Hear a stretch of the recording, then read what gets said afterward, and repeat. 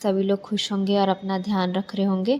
हम यहाँ बात करते हैं law of assumption manifestation related, कैसे आप अपनी डिज़ायर्स को मैनिफेस्ट कर सकते हैं just with the positive thought. So let's get started with this video. अभी भी मैं देख रही हूँ कि काफ़ी लोगों ने मेरे चैनल को सब्सक्राइब नहीं किया है। So please guys kindly support me and subscribe to my channel so that you get the new videos notification to your YouTube.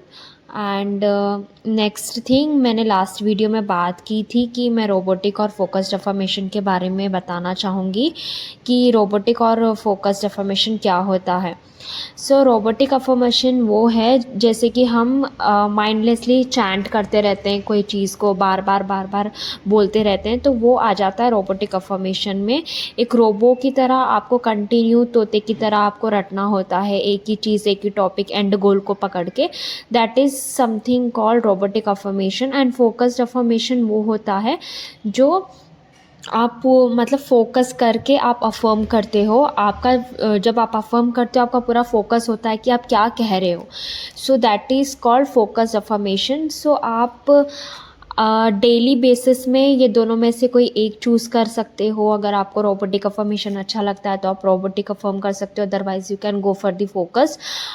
इधर आप क्या कर सकते हो कि दोनों कर सकते हो साइमल्टेनियसली। लाइक एक 15 मिनट या 10 मिनट आपने फोकस्ड अफर्मेशन कर लिया and then rest of the day आप अपने माइंड में रोबोटिक अफर्मेशन कर रहे हो कंटिन्यूसली अपने डिज़ायर्ड रिलेटेड। एंड इससे क्या होता है ना, जब आप रोबोटिक अफर्मेशन करते हैं तो आप के माइंड को कोई दूसरा थॉट आने की जगह नहीं मिलती है। स्पेशली लोग मतलब अफर्म करते हैं देन दे विल वही अपने पुराने पैटर्न में चले जाते हैं, नेगेटिव थॉट्स आने लगते हैं उनको, तो बहुत परेशान हो जाते हैं। सो स्टार्टिंग में ये कहना चाहूँगी मेरे हिसाब से कि आपको पहले जो बहुत ही ज़्यादा बिगनर है इस चीज़ में, सो उनको रोबोटिक अफर्मेशन से शुरू करना चाहिए। जब उनका नेगेटिव थॉट्स फ्लो आना एकदम कम हो जाएगा, then they can jump for the focused affirmation. So this is my suggestion. Rest up to you guys कि आपको क्या सही लगता है आप वो कर सकते हैं।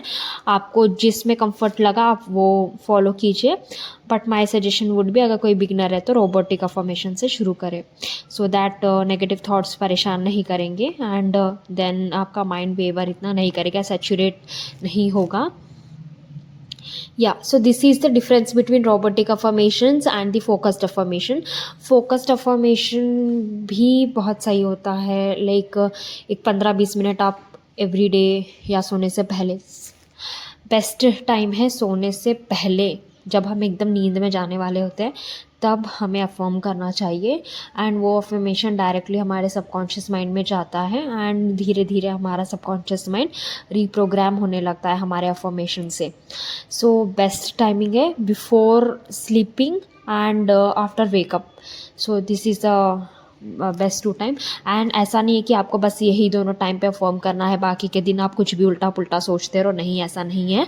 आपको ये दोनों टाइम माइंडफुल होके अफर्म करना है एंड बाकी रेस्ट ऑफ द डे आपको आपकी डिज़ायर रिलेटेड अफर्मेशंस देनी है। Either you can go for the mindless affirmation like robotic affirmation और you can do focused affirmation. But those people who are working and नहीं हो पाता काम के सिलसिले में या जॉब जो करते हैं तो इतना टाइम नहीं रहता कि दिन भर अफर्म ही करते रहें, है ना, तो वो लोग के लिए रोबोटिक अफर्मेशन सही है। जब भी आपको टाइम मिले तब आप अफर्म करो, ऐसा कोई कंपलसरी नहीं है कि आपको दिन भर अफर्म करोगे तो ही आपकी डिज़ायर हो जाएगी, पूरी रियलिटी में आएगी, ऐसा कुछ नहीं है।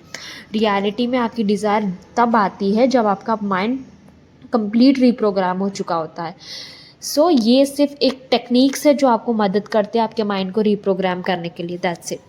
So thank you so much guys for watching my YouTube channel. I hope आपको वीडियो पसंद आई होगी। अगर आपको और कोई टॉपिक आप चाहते हो कि मैं किसी टॉपिक पे बात करूँ तो प्लीज़ कमेंट सेक्शन में कमेंट करिएगा। And yeah that's it, thank you so much.